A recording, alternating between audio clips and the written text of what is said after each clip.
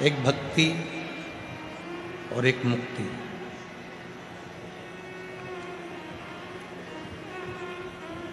दो शब्द हैं। सीधे यदि मुक्ति को ढूंढोगे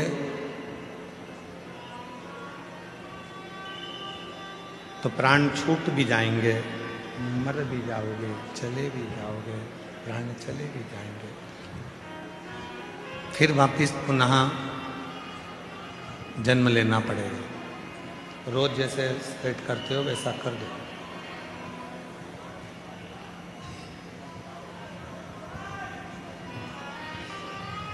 सीधे मुक्त होना,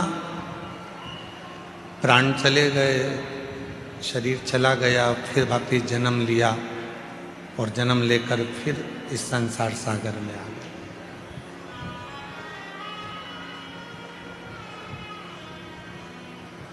पुनरपि जननम और पुनरपि मरणम के जो प्रपंच है, उसी संक्राल में यदि हम चल रहे हैं तो ये केवल मुक्ति का पथ नहीं हो सकता।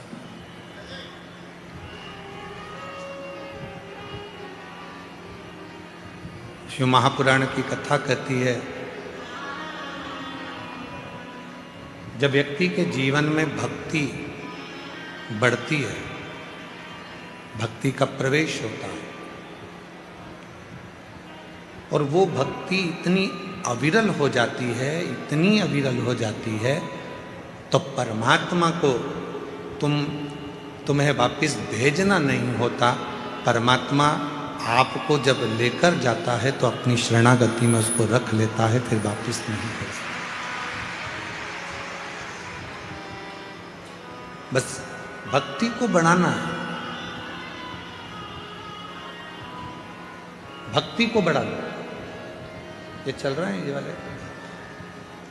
जितना भक्ति बढ़ेगी उतना सुख पाओ।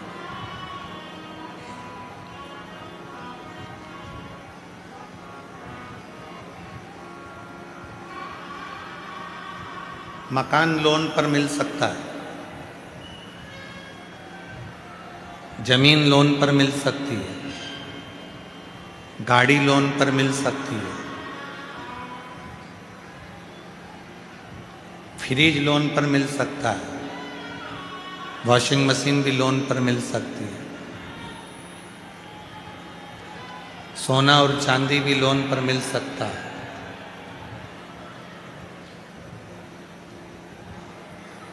गाड़ी लोन पर मिल जाएगी, जमीन लोन पर मिल जाएगी, प्रॉपर्टी लोन पर मिल जाएगी, बंगला लोन पर मिल जाएगा, सब कुछ लोन पर मिल सकता है। पर एक भक्ति और दूसरी मुक्ति, ये कभी लोन पर नहीं मिलती। ये दोनों लोन पर नहीं मिलेगी। ना भक्ति लोन पर मिलेगी, ना मुक्ति लोन पर मिलेगी।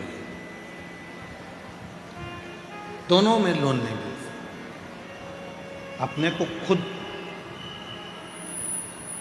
स्वयं के प्रबलता से, स्वयं के भाव से भक्ति को प्रकट करना। और मैंने तेरे ही भरोसे बाबा, तेरे ही भरोसे हवा बिच उड़ती जावांगी बाबा, डोर हर तो छड़ी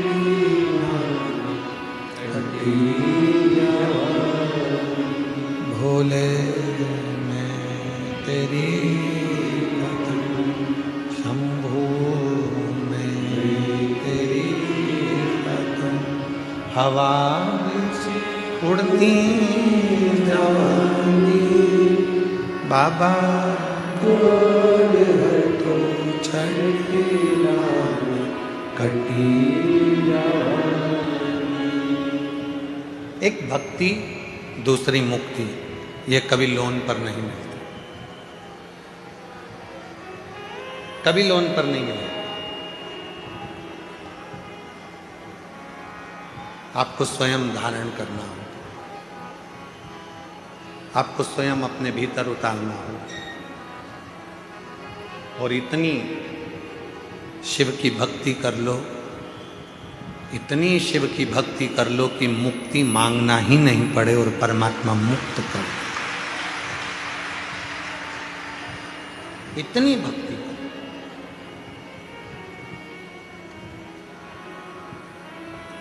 और इतनी जल्दी भक्ति मिलती भी नहीं है। चंदन का तिलक लगा लो और माला पहन लिए और सोचा कि भक्ति मिल गई, तो नहीं मिलेगी, बहुत कठिन। मंदिर में जाकर बैठ गए और सोचा कि भक्ति मिल गई, बहुत कठिन।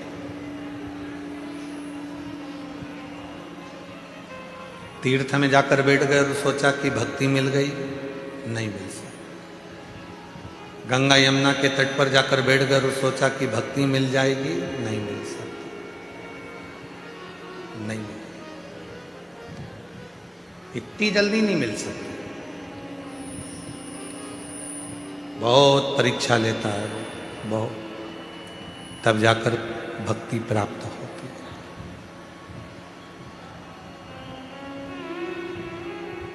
मेरी माताओं, मेरी जीजियों, मेरे जीजाओं, मेरी बेटियों, मेरे बेटाओं, मेरे बुजुर्ग माँ बाप, माता पिता, आपसे एक बात पूछें, जितनी भी मेरी माताएं बैठी हैं, मेरी जीजियाँ बैठी हैं, जीजाओं से तो इस प्रश्न को हम नहीं कर सकते, क्योंकि हो सकता है कोई कोई जीजा इसका उत्तर भी दे सकते हैं, पर प्रश्न है मेरी जीजियों से। नमकीन घर में जब भी तुम तलते हो या नमकीन घर में बनाते हो, तो उसको तेज आंच में बनाते हो। गैस की आंच कैसी रखते हो? तेज। अग्नि कैसी रखते हो? तेज। और जब मीठा कुछ बनाते हो तो गुलाब जामुन बना रहे हो, हलवा सेकना है, सीरा बनाना है, मीठी थुली बनाना है, खीर बनाना है, कोई मीठी चीज़, कोई पुआ बनाना है, गुजिया बनाना है, मीठा मक्खन पारा बनाना है, मक्खन बड़ा बनाना है, मैसूर पाक बनाना है, घेवर बनाना है, मीठा बनाना है। तो मेरी जीजियाँ सब जानती हैं कि मीठा बनाने के लिए आँच को, अग्नि को थोड़ा धीमा रखा जाता है। बोलो सही है कि गलत है? नमकीन बनाना है तो आँच को तेज करना पड़ेगा, और नमकीन बनाना है तो आँच को तेज कर कर तला निकाला। भजिया तेज आँच में, नमकीन तेज आँच में, पोहा तलना है तेज आँच में, चने की दाल तेज आँच में। जितना नमकीन बना रहे हो उसको तेज आँच में बनाना पड़ेगा। पर मीठा, गुलाब जामुन, मक्खन पाड़ा, मैसूर पाक, बेसन चक्की, हलवा, सीरा, खीर, जो भी बनाना है उसको धीमी आंच में बनाना पड़ेगा, धीमी आंच में।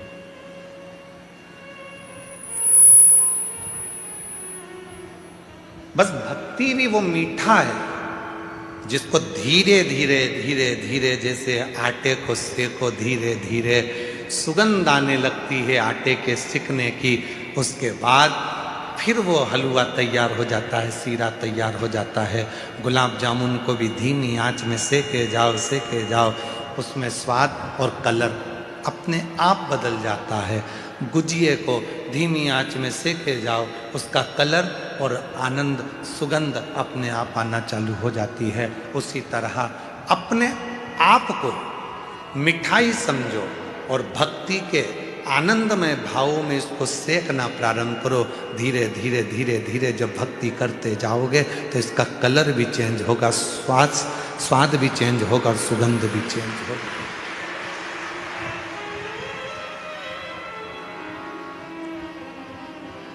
ये चेंज होगा।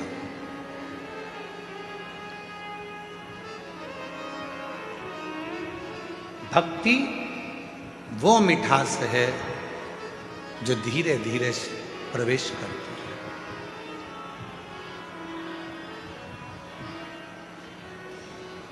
राम जी ने किनके झूठे बेर खाए थे? जम के बोलो। शबरी। किनके घर गए थे? शबरी के घर। राम जी किनके घर गए थे? शबरी के घर। ये दुनिया के लोगों ने कहा कि राम जी शबरी के घर पर गए, पर सही मायने में अगर रामचरितमानस को पढ़ोगे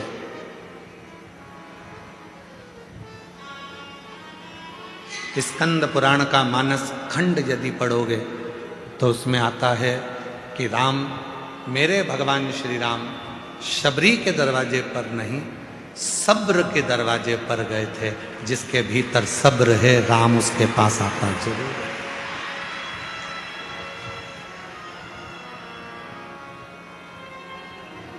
स्कंद पुराण का मानस खंड कहता है, गीता प्रेस गोरखपुर की स्कंद पुराण लेकर आओ, उसका मानस खंड पढ़ो।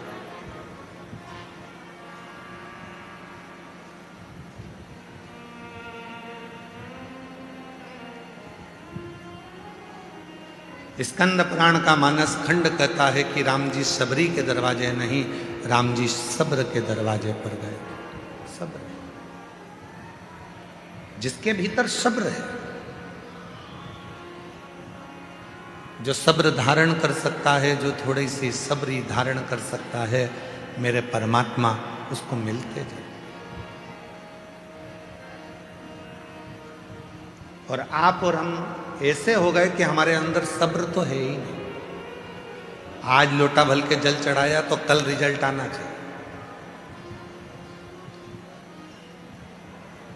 जैसे ही आज मैंने जल चढ़ाया वैसे ही मुझे कल रिजल्ट मिलना चाहिए। आज मैंने पशुपति व्रत करा तो मेरे को कल उसका रिजल्ट चाहिए।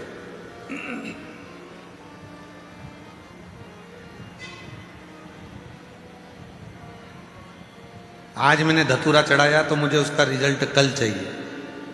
सब्र नहीं है। मेरी जीजियों, मेरे जीजाओं, मेरी बेटियों, बेटाओं, मेरे बुजुर्ग माता पिता, ध्यान देना, शबरी मैया ने कितना सब्र धारण कर कर रखा होगा कि मातंग बाबा कहकर गए हैं कि राम आएंगे, राम आएंगे। कितना सब्र धारण करा है, कितना सब्र।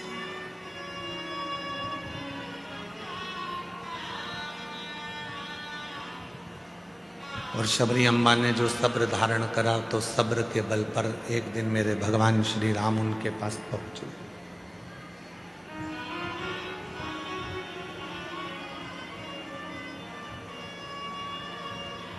रोज झाड़ू लगाती थी, रोज रंगोली डालती थी, फूलों की सेज बिछाती थी, रोज प्रतिदिन भगवान का इंतजार करती थी, रोज।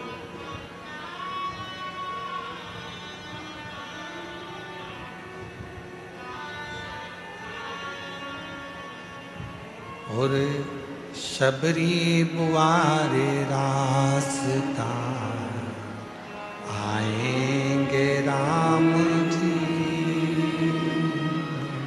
शबरी बुआरे रास्ता आएंगे राम जी,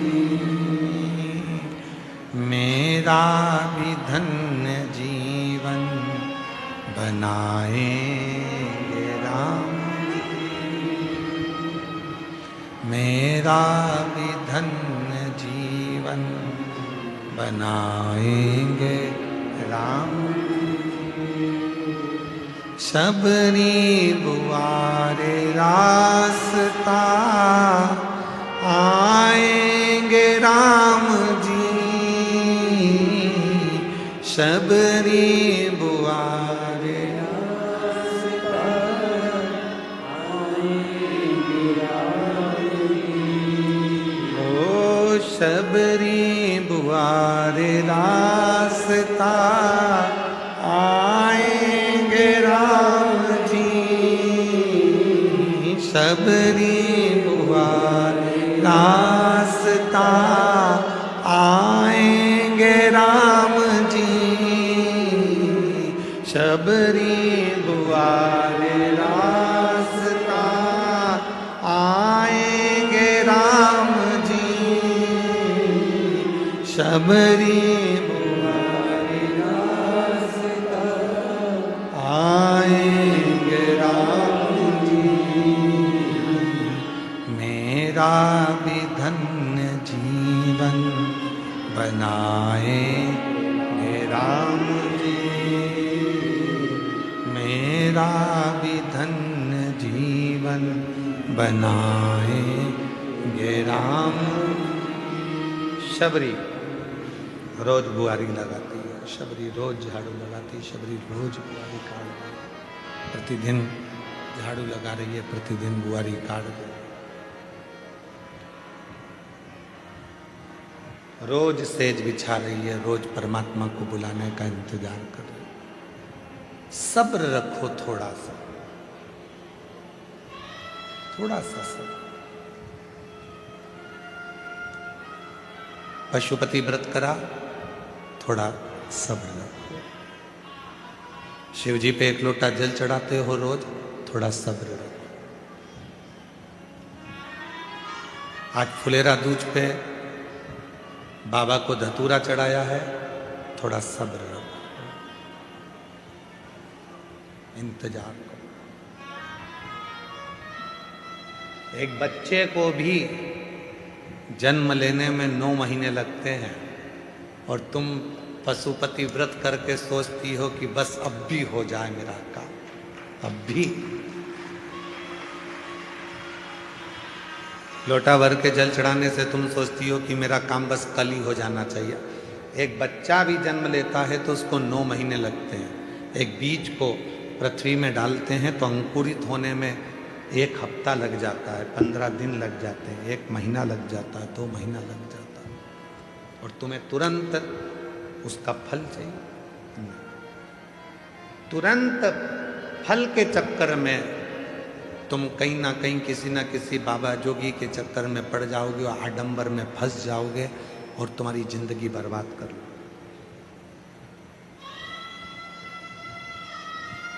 आज की दुनिया के पास में सब्र नहीं है, इसलिए 10 बाबाओं को ढूंढते फिरते हैं। बाबा जी तुम हमारा काम कर देना, बाबा जी तुम हमारा काम कर देना। मैं 2 दिन में काम हो जाएगा, मैं 1 दिन में काम हो जाएगा, मैं 15 दिन में काम हो जाएगा।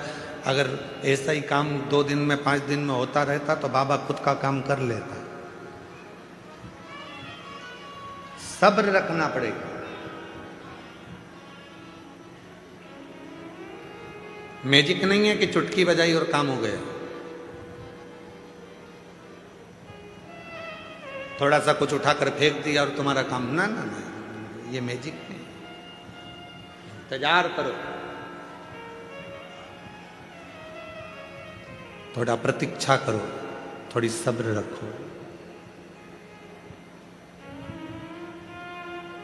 शिरडी साईं बाबा के दर्शन के लिए जाते हो तो वहां 2 चीजें लिखी रहती है, श्रद्धा, दूसरी सबूरी, सब्र।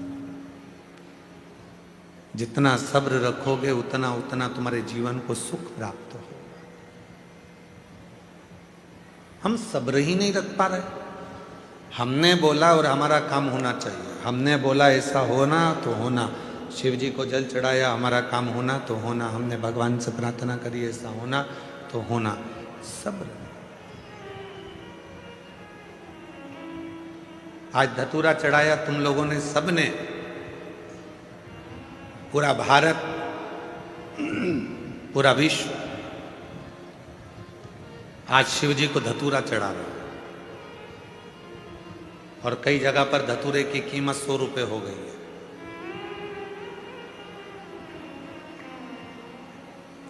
वो तो सोशल मीडिया पे चल रहा है कि भोपाल, इंदौर, नरसिंहपुर, ग्वालियर, आगरा, कानपुर, लखनऊ, धतूरे की कीमत 100 रुपये, 150 रुपये, 60 रुपये, 70 रुपये, 300 रुपये तक धतूरा बिक रहा है। इसको कहते हैं शिव। अपने पास जो रखता है उसकी कीमत कब बढ़ा देगा पता ही नहीं चलने देता।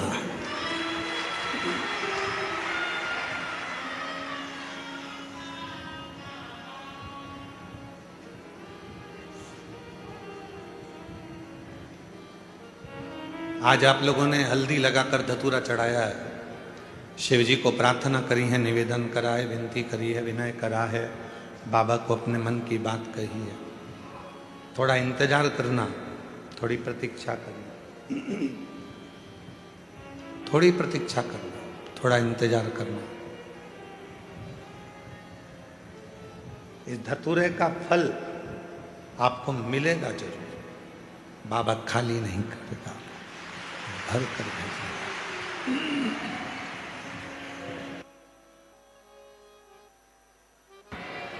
भेजेगा वो, उसका फल आपको मिलेगा।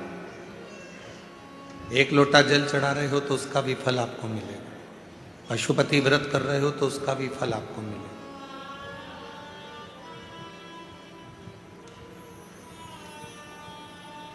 खाली ना जाता कोई दर से तुम्हारे, खाली ना जाता कोई दर से तुम्हारे, मैं भी खड़ी हूँ नन्ही बाहें पसारे, अपने हृदय से लगा लो, गिरा जा रहा हूँ, उठा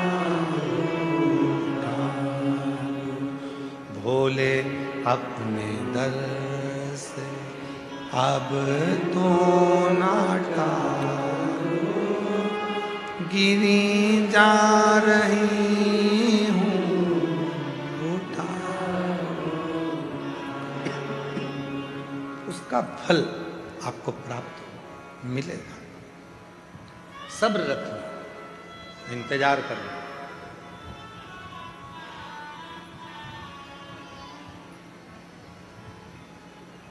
स्वयं उमा ने, माता उमा ने भगवान महेश से पूछा था। जिन भगवान महेश की संतति में आज भी महेश्वरी समाज को माना जाता है, उन्हीं उमा महेश संवाद करते हैं।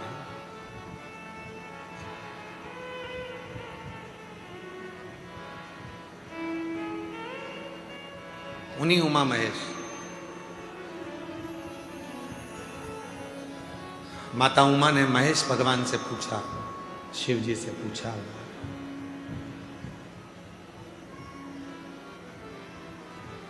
आपकी और हमारी जो संतति होगी, आपका और हमारा जो वंश बढ़ेगा, जरा ध्यान देना इस प्रसंग पर। सब अपने व्यापार में, सब अपने व्यवसाय में, सब अपनी नौकरी में, सर्विस में व्यस्त हो जाएंगे कलिकाल में।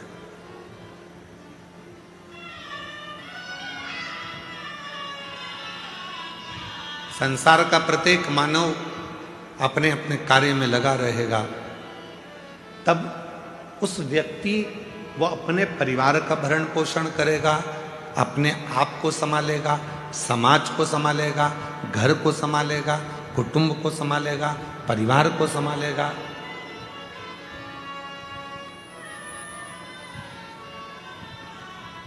हो सकता है वो आपको भूल जाए, हो सकता है वो आपका स्मरण ना कर पाए, तब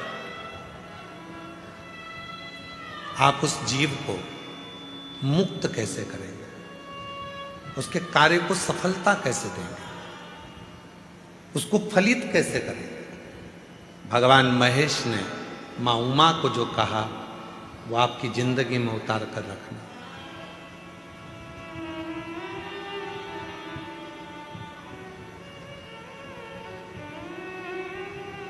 भगवान शंकर और पार्वती का जो रिश्ता है वह 51वें नंबर पर आता है।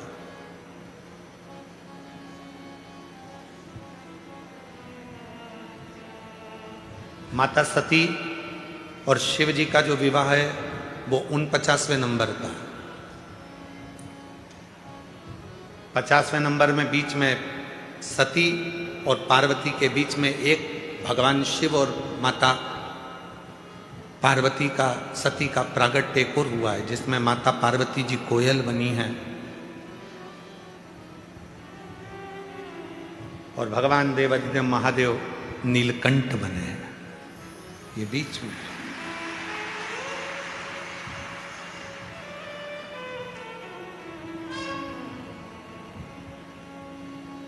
39वां नंबर है उमा महेश भगवान का संवाद।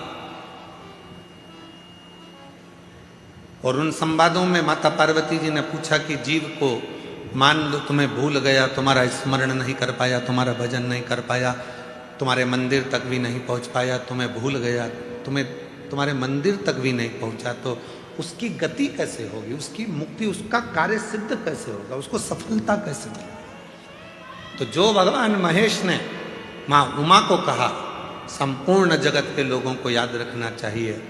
भगवान महेश कहते हैं, उमा, संसार का मनुष्य यदि मुझे भूल भी गया कोई बात नहीं, मुझे भजना भी भूल गया, मेरा नाम भी भूल गया, मुझे नहीं भज पाया, मेरी औलाद, मेरी संतान यदि मुझे नहीं भज पाई, किसी के गले में अगर रुद्राक्ष पड़ा होगा या किसी के मस्तक पर तिलक लगा होगा, भस्म लगी होगी, त्रिपुंड लगा होगा, चंदन लगा होगा, कुंकू लगा होगा, या उसके गले में यदि रुद्राक्ष पड़ा होगा और ऐसा व्यक्ति भी उसके सामने से निकल कर चला जाएगा और उस रुद्राक्ष पहने हुए व्यक्ति का, बच्चे का, बूढ़े का, महिला का, पुरुष का, किसी का भी दर्शन अगर उस व्यक्ति को भी हो गया तो जितना फल रुद्राक्ष पहनने वाले को मिलेगा, उसका दर्शन करने वाले को भी उतना ही फल प्राप्त होगा, उतना ही फल प्राप्त हो जाए। एक रुद्राक्ष में कितना बल होता है जरा ध्यान करिएगा। एक रुद्राक्ष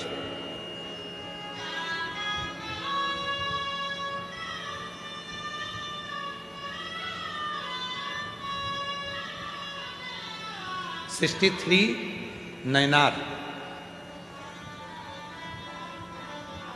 63 शिव भक्त तमिल में हुए हैं। 63 उसमें से एक थे भक्तंगित प्रत, जिनका नाम था भक्तंगित प्रत। 63 भक्तों में से शंकर भगवान के 63 शिव भक्तों में से, शिव भक्तों में से एक भक्त थे भक्तंगित प्रत।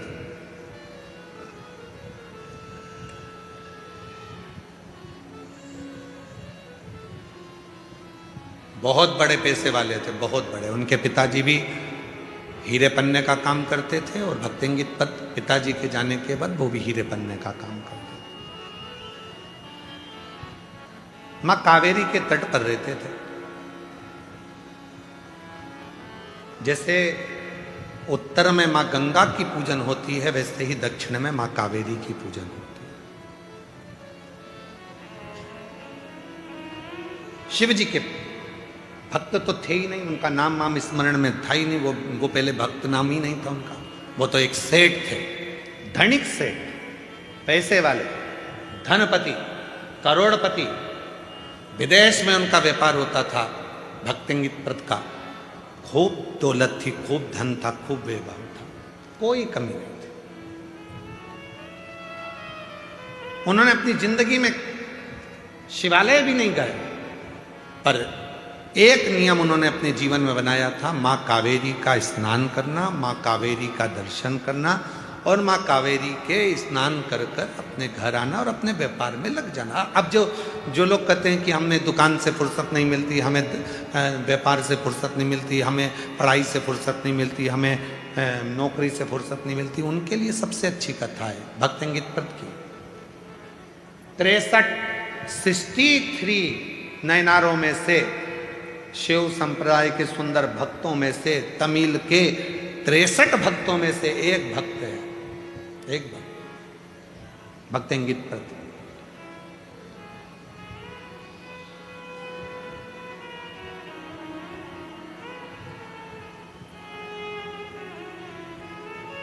माँ कावेरी का स्नान करते थे, पूजन करते थे और आ जाते थे, अपने काम में लग जाते थे। दिन भर काम काम काम, अपना काम जो है उसमें लगे। धर्म पत्नी के औलाद नहीं थी, संतान नहीं। सारी दुनिया के जितने भी वेद थे, डॉक्टर थे, सबको दिखाया गया, वेदों को दिखाया। अब पैसा की कमी तो थी नहीं, फिर भी उनके घर में औलाद का सुख नहीं आया भक्तिंगित के। और जब भक्तिंगित के घर में जब संतान नहीं हुई तो उन्होंने विचार कर लिया कि ये दौलत, ये हीरे, ये जवाहरात, ये धन, ये दौलत किस काम। अब व्यापार करूंगा पर मेरा व्यापार मैं नहीं संभालूंगा, मेरे नौकर संभालेंगे, सेवक संभालेंगे, और अपन तो अपनी बस घर में आराम करेंगे, वही की वही कर देंगे। धर्म पत्नी का नाम था वसुमती। वसुमती ने एक दिन पूछा अपने स्वामी से कि तुम आजकल दुकान पर नहीं जाते, व्यापार नहीं करते, विदेश यात्रा नहीं कर रहे हो, हीरा जवाहरत बेचने के लिए नहीं जा रहे हो। भक्तिंगित प्रत ने कहा कि मुझे अब जाने की जरूरत नहीं है, अब नहीं जाऊंगा। किसके लिए कमाऊंगा? जब औलाद ही नहीं है तो फिर कमाना क्या? अब नहीं जाऊंगा, अब नहीं जाऊंगा मैं, अब मुझे जाना ही नहीं। फिर भी धर्म पत्नी वसुमती ने उनको धीरे धीरे धीरे धीरे काम पर भेजा। एक दिन की बात थी, भगवान शिव करुणा कैसे करते हैं वो देखिए, कृपा कैसे करते हैं। आज कावेरी का स्नान कर कर जब आ रहे थे, एक कोई शिव भक्त, गले में रुद्राक्ष लाल धागा था और एक रुद्राक्ष लटक रहा था उसमें। उस रुद्राक्ष के आगे आगे झूलने से उस भक्तिंगित प्रद के नेत्र चले गए और उसने उस शिव भक्त के चेहरे का दर्शन कर लिया। कई लोग कहते हैं सीवर वाले गुरुजी कोई कथा, ऐसी ऐसी कथा लाते हैं कि वो हमको, तो हम फिर कहें 63 नयनार में से भक्तिंगित प्रद का कथा निकालना। 63 शंकर भगवान के भक्त जो तमिल में हुए हैं उसमें से एक भक्त की कथा ये है कि रुद्राक्ष पहनने वाले के मात्र मुख का दर्शन कर लो तो भी शिव के दर्शन का फल प्राप्त हो जाए। कोई कहता है कि रुद्राक्ष क्या महिला नहीं पहन सकती? कौन सी पुराण में लिखा है कि रुद्राक्ष महिला नहीं पहन सकती? कोई कहता है रुद्राक्ष क्या लड़कियां नहीं पहन सकती? शिव महापुराण की कथा कहती है मेरी जगत जननी जगदम्बा तो कुंवारी अवस्था में हिमालय राज ने उनके गले में रुद्राक्ष धारण कर दिया था। माँ पार्वती के गले में रुद्राक्ष बाल्यावस्था से था, कुंवारी अवस्था से था।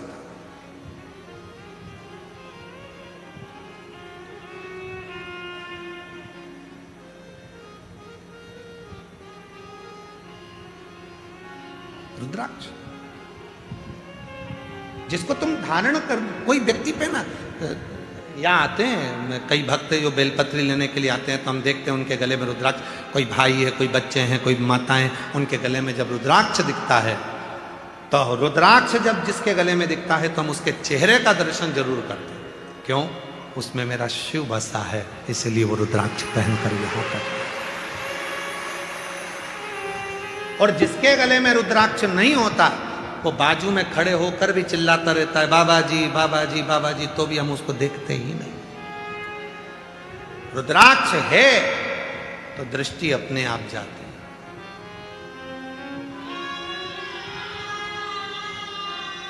टीसी,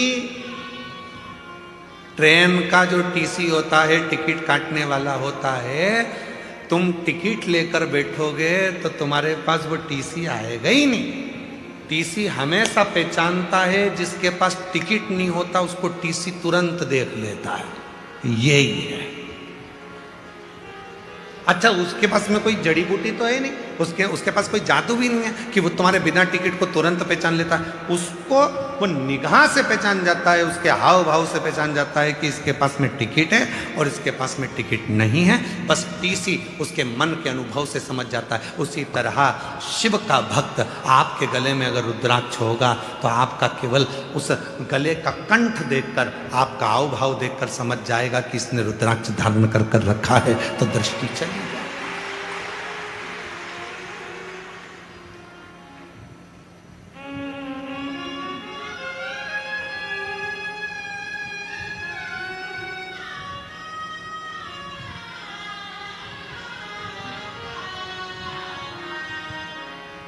सुंदरता होगी तो लुच्चे जरूर देखेंगे, सुंदरता होगी तो लुच्चे जरूर देखेंगे, गले में चेन होगी तो चोर जरूर देखेंगे, और गले में रुद्राक्ष होगा तो महाकाल जरूर देखेंगे, महाकाल जरूर देखेंगे। कितना सुंदर हो तुम, वो लुच्चा कहीं से छुप के कितनी सुंदर है, कितनी सुंदर है, कि वो लुच्चा देखेगा। और तुम्हारे गले में जैसे ही सोने की चेन पड़ी तो चोर पीछे पड़ी। अब जरा विचार करो, सोने की चेन देखकर चोटा पीछे पीछे आता है, तो रुद्राक्ष देखकर मेरा कालाधिपति महाकाल भी पीछे पीछे आता है। रुद्राक्ष देखकर वो शिव पीछे आता है।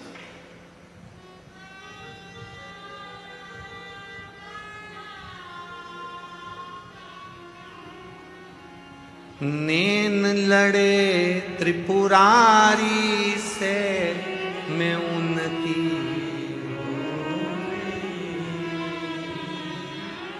नैन लड़े त्रिपुरारी से मैं उनकी मेरे नैनन बरसे नीर से सखी सीहोर जाऊंगी, मेरे नैनन बरसे नीर से सीहोर जाऊंगी, सीहोर जाऊंगी, कुबरेश्वर जाऊंगी, सीहोर जाऊंगी, कुबरेश्वर जाऊंगी, मेरे नैनन बरसे नीर सखी सीहोर जाऊंगी, मेरे नैनन बरसे नीर सखी सीहोर जाऊंगी। नैनों से अश्रु टपकता, अश्रु।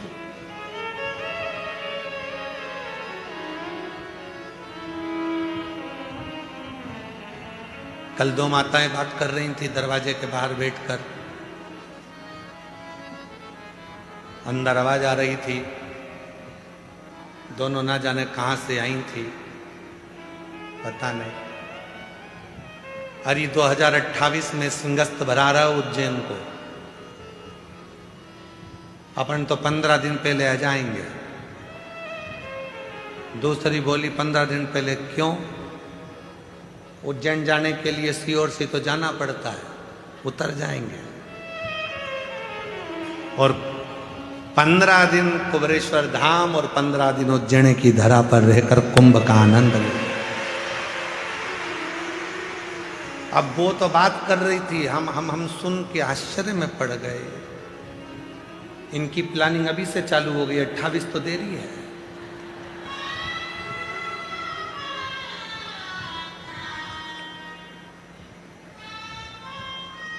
शिव को भजो, रुद्राक्ष यदि गले में है तो मेरा महाकाल, मेरा शिव देखता है, शंकर देखता है। कोई परखैया सोना खरीदना है तो जो सोने की परख रखता है उसको साथ लेकर जाओ। पहले ऐसा होता था शादी ब्याह में, चांदी की रकम लेना है तो चांदी की पहचान। एक जिज्जी तुम हमारे साथ चलना हो, तुम अच्छे से देख लेती हो कि कौन सी साड़ी अच्छी है, बहू को चढ़ावे में देना है, बेटी की शादी में देना है, तो तुमको ज़्यादा परख है। जिसको कपड़े की परख है उसे कपड़े में ले गए, जिसको सोने की परख थी उसको सोने में ले गए, जिसको इलेक्ट्रॉनिक सामान की परख है तो मामा जी से कह दो कि वो आएंगे तो फ्रिज देख ले कौन सा लेना है, क्योंकि उनको ज़्यादा अंदाजा है। मामा जी फ्रिज देख रहा है, जिसको कपड़े का ज्ञान था वो कपड़ा देख रहा है, जिसको सोने का ज्ञान था उसको सोना देख। सोने की परख वाले को सोना लेने जाओ तो साथ ले जाओ, कपड़े की परख वाले को कपड़ा लेने जाओ तो साथ ले जाओ, इलेक्ट्रॉनिक सामान की परख वाले को इलेक्ट्रॉनिक सामान लेने जाओ तो साथ ले जाओ, लकड़ी की परख करने वाले को लकड़ी की पहचान वाले को लेकर जाओ। उसी तरह यदि भोलेनाथ से मिलना है तो किसी भोले के भगत के साथ रम जाओ तो वो भगत अपने आप शिव से मिला, उसके साथ रमना पड़ेगा। रमना से मतलब है भजन करना पड़ेगा, स्मरण करना पड़ेगा, संकीर्तन करना पड़ेगा, मंत्र जाप करना पड़ेगा, स्मरण करना पड़ेगा। और कोई तुमसे कह दे कि तुम अपना घर छोड़कर मेरे साथ सन्यासी बन जाओ, तुम अपना घर छोड़कर साधु बन जाओ, तुम अपना घर छोड़कर तपस्वी बन जाओ, तुम अपना घर छोड़कर गंगा के तट पर जाकर बैठ जाओ, उससे कह देना सीहोर वाले महाराज ने मना करा है, हम ना सन्यासी बनेंगे, हम ना तपस्वी बनेंगे और ना हम कहीं जाकर बैठेंगे। हम सीहोर वाला बाबा कहता है कहीं मत जाओ, अपने घर में रहो और उस परमात्मा को याद करते रहो, तुम्हारा घर ही तुम्हारा गंगा का तट बन जाए। कहाँ भटकना, कहाँ जाना, क्यों भटकना हमको यहां से?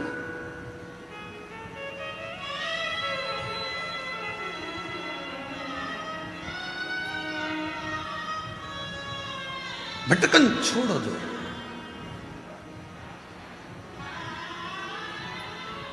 भटकन छोड़ो। शिव कथा कर रही है, भगवान शंकर का चरित्र कर रहा है। भक्तिंगित प्रद रुद्राक्ष पहने हुए एक व्यक्ति का दर्शन कर लेता है और घर आ जाता है।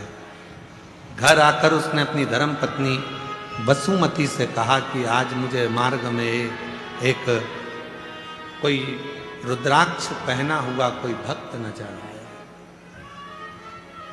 उसको देखकर बड़ा अच्छा लगा।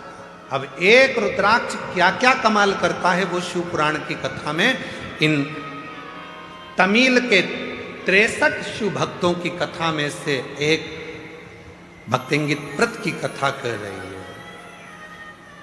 भक्तिंगित प्रत एक रुद्राक्ष कितना कमाल करता है वो देखिए। जो दुनिया के लोग कहते हैं सीहोर का रुद्राक्ष, कुबरेश्वर धाम का रुद्राक्ष, और सत्यता है जिसने इस कुबरेश्वर धाम का रुद्राक्ष लिया है उसको मालूम है कि रुद्राक्ष ने क्या कमाल किया, उसको मालूम है।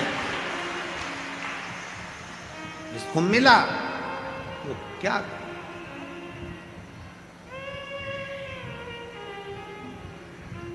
विचार किया। अब वो रुद्राक्ष ने अपना कमाल करना चालू करा। भक्तिंगित प्रत कभी शिव के मंदिर नहीं जाता था, कभी सत्संग में नहीं जाता था। उस रुद्राक्ष के पहने हुए व्यक्ति का मुख का दर्शन करा और फिर भक्तिंगित प्रद दूसरे दिन कावेरी का स्नान कर कर आ रहे थे। कानों में सूचना मिली कि पास में कोई संत प्रवचन दे रहा है। पहुंच और रुद्राक्ष खींच लाया। जहां पहुंचे वहां पर एक त्रिपुंड लगाया हुआ सन्यासी संत गले में रुद्राक्ष की माला पहना हुआ शिव महापुराण की कथा कर रहा था। भक्तिंगित प्रद वहीं बैठ गए और बैठकर कथा को सुनते रहे। मन लग गया।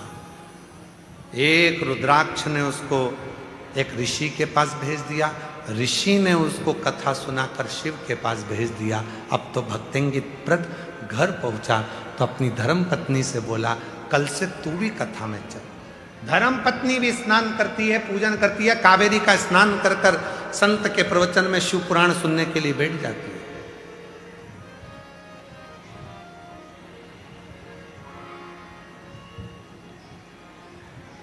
संत ने देखा कि रोज आते हैं, रोज आंखों से आंसू बहते हैं। पूछा बेटा तुम रोते क्यों, क्या बात है, तुम्हें रोना क्यों आ रहा है? धर्म पत्नी कुछ कहती, भक्तिंगित प्रद ने मन में सोचा कि अब मैं ऋषि से क्या कहूं कि मेरे घर में औलाद नहीं, और अब तो मुझे औलाद चाहिए भी नहीं,